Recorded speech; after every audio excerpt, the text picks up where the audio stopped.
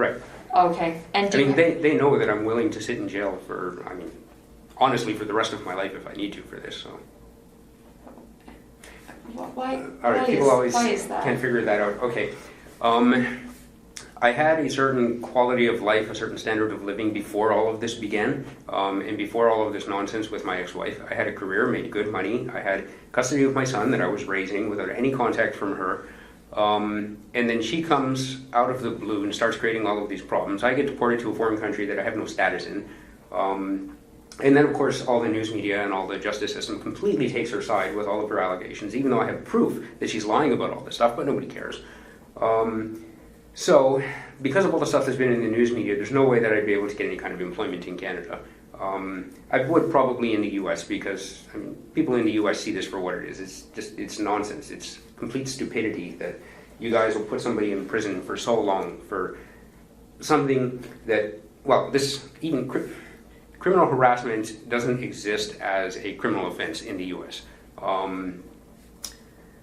And so I'm sure I'd be able to get employment when I go back to the US, but still, a lot of people aren't going to want to work with somebody who's had all this bad publicity. And I've lost custody of my son, and I've had no contact with him now for so long. I've been exiled from the US. I mean, all I want is to go back to Los Angeles and get on with my life there, but I can't. As long as I'm on probation, then they can breach me, get a warrant for my arrest, and the US authorities are going to send me back here. Now, I've already at one point turned myself into CBSA so that I'd be sent back to the US. And that worked out fine, but then the prosecutor got a warrant because he said I left BC without permission. So then Homeland Security grabbed me and sent me back here. So the quality of my life has degraded and deteriorated so much because of all of this. And from my perspective, it didn't degrade because of what I've done. It degraded because my ex-wife goes around telling lies, and everybody accepts her lies, and nobody wants to hear anything about, and I don't want to make this a gender issue, but it seems to me, at least here in Canada, the news media definitely is trying to make it into that. A gender issue? Yeah.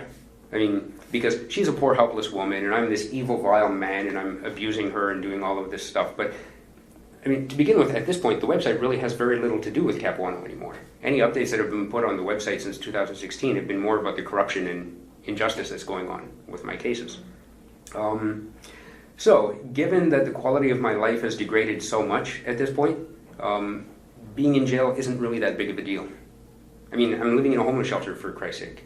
Like, I was a senior software engineer before, making $100,000 to $150,000 a year. I had excellent credit, and everything was fine. And then all of a sudden, because of the news media and because of her crying on the news media, and the news media only reporting her side of stuff, and even consider the police didn't get involved in the beginning because they probably saw that she was lying and that there was no crime. And it wasn't until I moved back to the US, and because I had a firearms license up here, then the RCMP panicked because I brought my firearms. The firearms I bought up here, I brought those back to the US with me, and the only reason I did that was because I had spent $4,000 to $5,000 on them, so I didn't want to just throw away $4,000 or $5,000. Yeah. And then the news media makes it seem like I brought my guns down there so I can go harm my ex-wife, but I own other guns in the US. If I wanted to go harm her, in Arizona, you could just walk into a store and buy a gun. There's no registration or anything. So that's why I say I don't care about sitting in jail for the rest of my life, because as far as I'm concerned, my life as I knew it before is completely destroyed. It's over. I'm never going to be able to go back to it.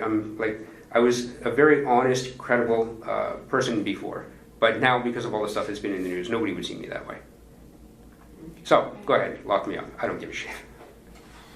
But I just